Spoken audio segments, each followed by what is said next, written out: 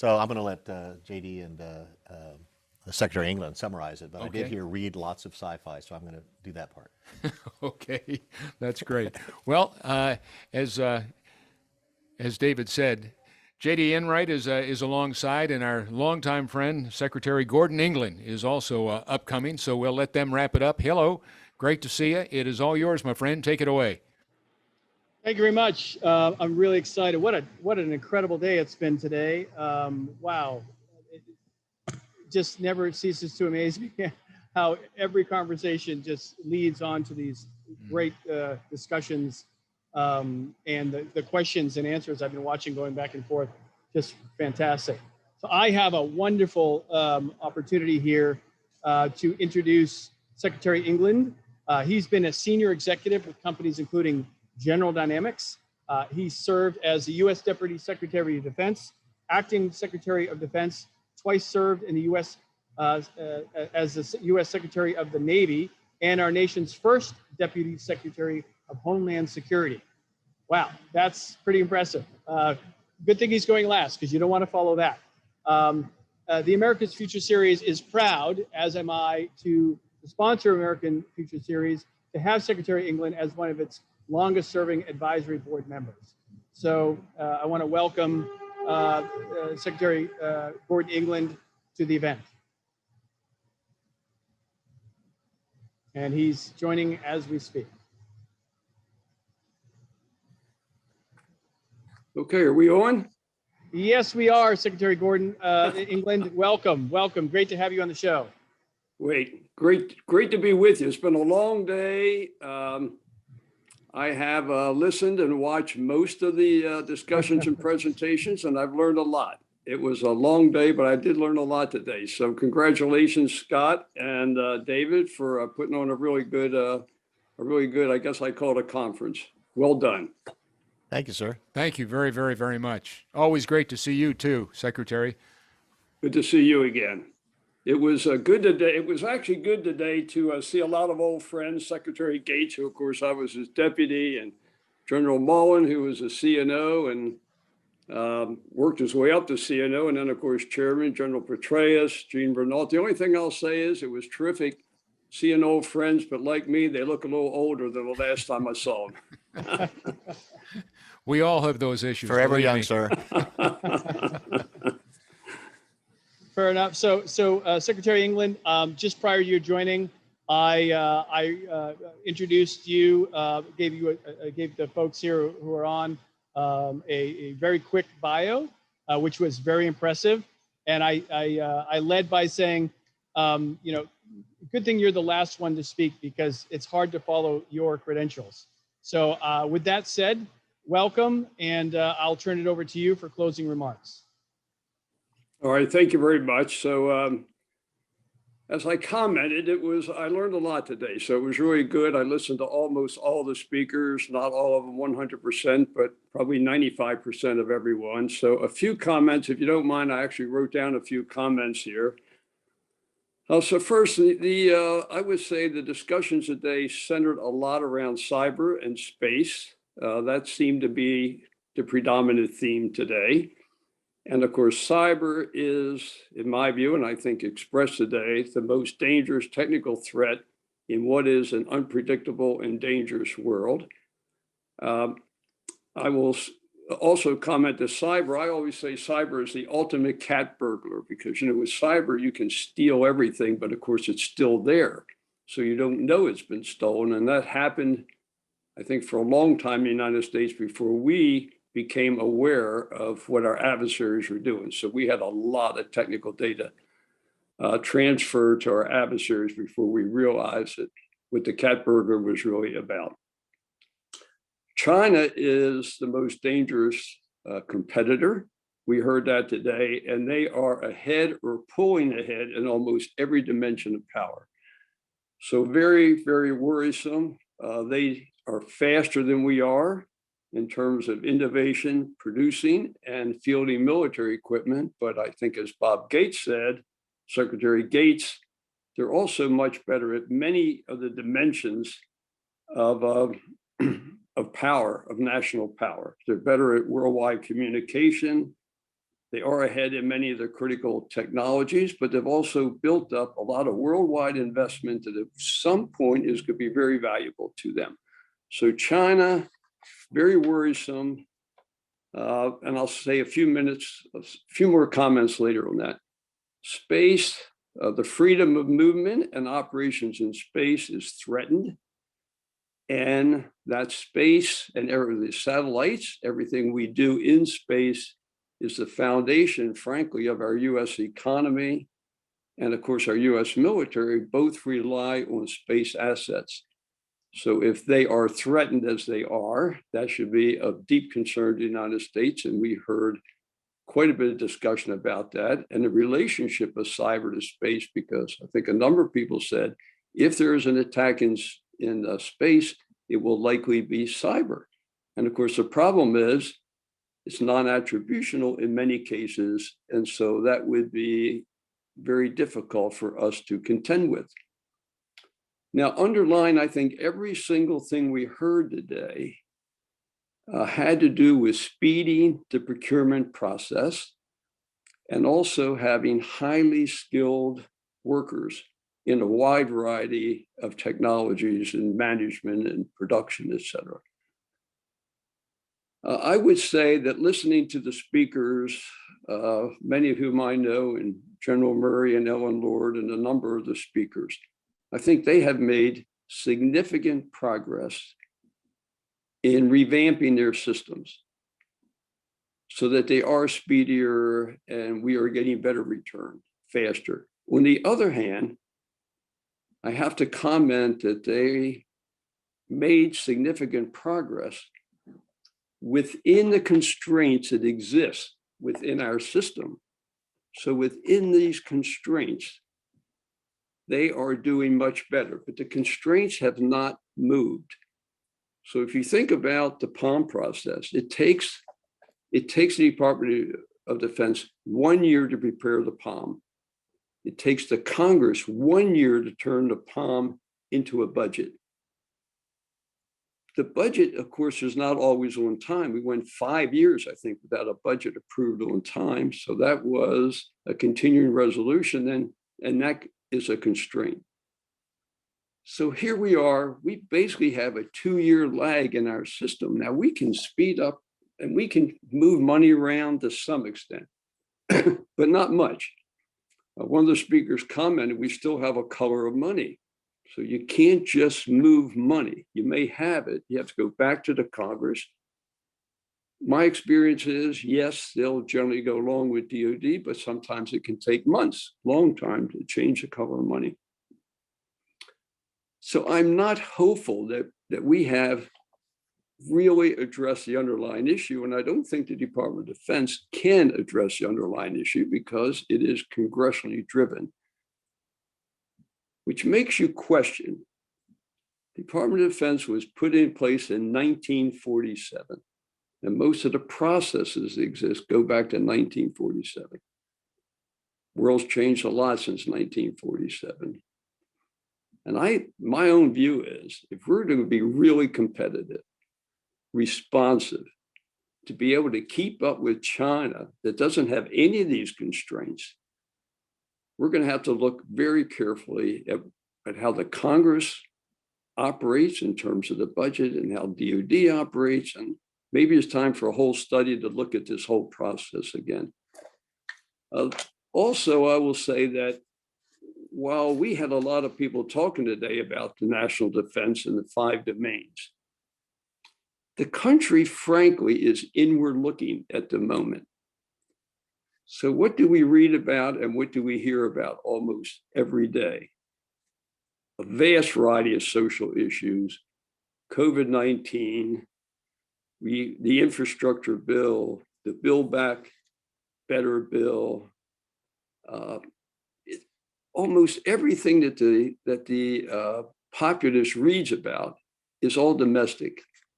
Yet I think a number of us realize that there is a grave threat to the United States right now. So in the past, when there was a Sputnik in 1957, the United States responded quickly. When there was a missile gap before that, U.S. responded quickly. When Kennedy said there's going to be a moonshot, we responded quickly. We don't have that same sense of urgency. I mean, some of us have it. And I think that people today understand that threat in a number of areas, but it's not the national threat, and it's not getting the kind of visibility and response that it needs if we are to be successful as a country going forward. Cyber threat is real. The threat to our satellites is real. China's building up military. I heard Secretary Gates say they had 35 ports that they operate in the world. And we seem to be taking this, yes, with some degree of seriousness, but not the kind of seriousness that it really deserves and needs. So manpower, where do we get the skilled people? So China graduates more engineers every year than the EU, the US, and Japan combined. Now, for a long time, we said, well, they're not really engineers, they're just technicians, but they are engineers. The universities have improved dramatically in China. So they vastly outnumber us in terms of capability. So think about cyber. What percentage of people are geniuses or way above average? They have 3 or 4 times the number of people. I expect they have 3 or 4 times the number of exceptionally talented people that we do. That means we have to utilize every single talent we have. And by the way, it worries me that we're still like 26 in the world in science and technology in our elementary schools. So there's fundamental issues in the country. And the only person that can coalesce and make these significant issues to be addressed is the President of the United States. The president has to tee these up, just like he's teeing up different bills. These had to be teed up the same way Kennedy teed up, same way we addressed the missile gap, same way we addressed Sputnik. I mean, it takes senior leadership at the government level to bring the nation together and work on these significant problems. So look, I thought the people today, I thought, first of all, this is hugely interesting. I learned a lot about what we're doing in space, what we're doing in Army, some of the sea. I mean, it was very, very interesting. I worry that at the macro national level, we are not addressing the problems the way we need to address them if we are going to be successful long term. Someone made the comment, China does not have to defeat us militarily. So we have to look at all elements of national power and put together a comprehensive approach so we can continue to be an economic powerhouse in the world. So my observations and comments for today, and thanks for the opportunity to be with you again. Always a pleasure. Profound words, very profound words, Secretary England. I wholeheartedly agree with everything you said. And I suspect most, if not all, of the speakers today, those who are participating, feel the same way. And you've summed it up beautifully, that it starts at the top, and that initiative needs to be driven. Certainly, the folks here who have participated today and over the last 3 events actually here on American, on this series, American Future Series, are supportive of those initiatives and would support our president in those initiatives. So thank you again so much for those very profound words that ring true to me, certainly. And I look forward to supporting all of those initiatives going forward. So with that said, I'll turn it back over to the folks in the main office there. Thank you. Thank you, Terry. Thank you, Secretary England. Always great to see you, and thank you for being a part of this. A great way to finish things up. Stay safe and stay well. Scott and David. Nope. Stay safe and stay well. It was an honor. Thank you, sir. Yes, it was an honor, certainly. So I don't want anybody to know this, but they don't actually have to come to our show, because all they have to do is listen to Gordon England at the end. But don't let anyone know that, okay? Because then they won't watch the rest of it, okay? So that's pretty our good. little secret. He's pretty good, isn't he? Yeah, yeah. So, genius in many ways, and Einstein said this, right? I guess was taking something complicated and being able to distill it down to its essence, which you're Can always. can I make one more comment, by the way, which Yes, I sir. wanted to do at the very beginning?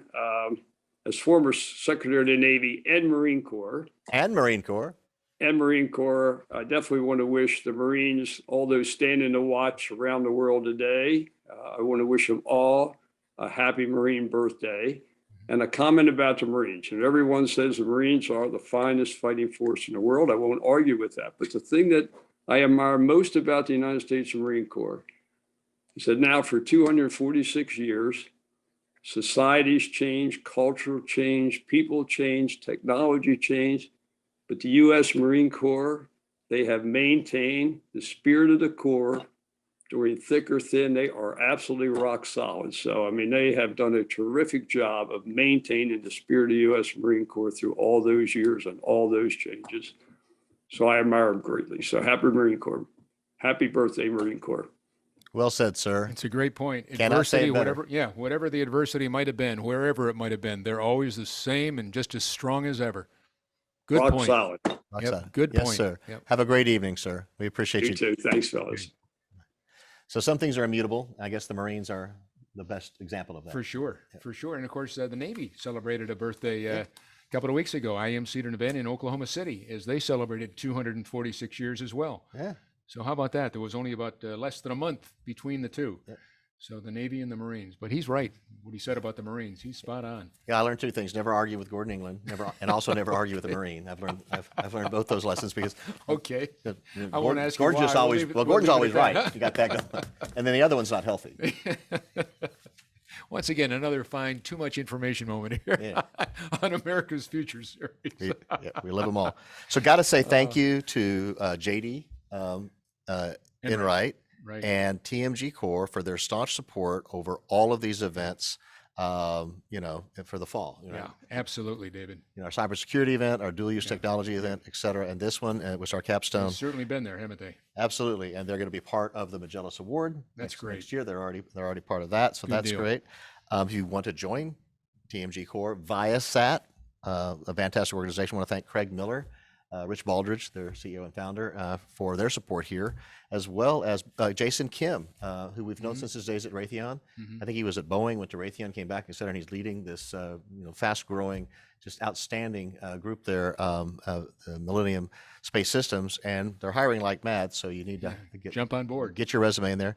It's like working for NASA. So yeah, I would tell all young people to look them up. Pretty good opportunity. Pretty good opportunity here. Yep. So I have to say thanks to all of them. Thanks to you. Thanks to the staff here. Thanks to Justin, your son Doug, my business partner Michelle, my son Max, Stephen Pearson, Nathan Pearson, Christina Pearson, the whole Pearson group here that helps make all of this work. Our board of advisors, our host Harry Radegui, Admiral Becker, Bo Young, who's done so much for us all over these years. Absolutely. And we're always looking for more board of advisors, ambassadors, if you will, right? The more the merrier. Again, we're rabidly nonpartisan. We have people with views on both sides of the aisle, et cetera. Right? But all we do is we talk about policy, not politics, and answers. We like solutions. And they can decide what works best for them. Yep, that's right. It's all about answers. And these people today gave a lot of answers. The how. We agree on the why. It's important. We have to stay ahead of the Chinese and all of our other near peers. We have to innovate faster. All the things that Gordon said when he summarized at the end, we have to do, and the time is now. Fortunately, we don't have an existential threat that's forcing us to ramp up and be faster and faster and faster, but that's also unfortunate, right? Because we don't have this prodding deep need, we're not scared or whatever. We don't have a challenge like put a man on the moon or whatever, Sputnik went into space, et cetera. Right. Because Hitler's not around the corner trying to take over the world. We can get a little complacent, which is a blessing.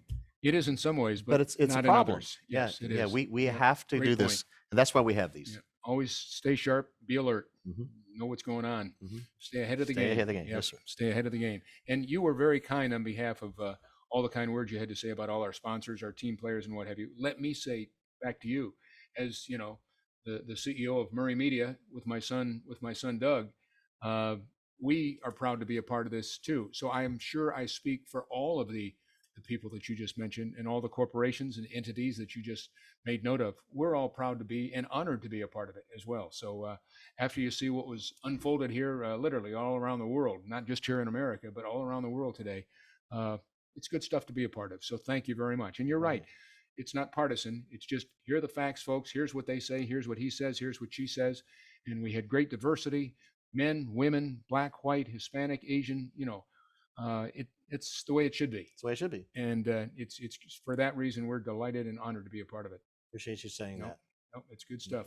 Until America's next time, Future and I do Series. promise the next one will be shorter. All right. I'm working on this. We're going to make like 3 and 4 hour ones. Okay.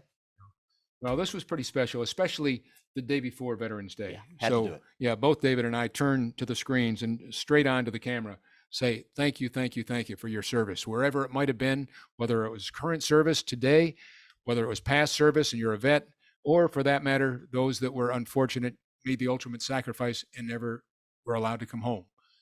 We thank you all, because we don't enjoy what we do today without them, were it not for every single one of them. So, And to their families. yeah, Yes, sir. for sure. You going to That's sign us out, done. sir? Yes, I will. Well, that's going to do it. This, as we said at the top, this was our America's Future Series, National Security, Cyber, Land, Air, Sea, Space Symposium.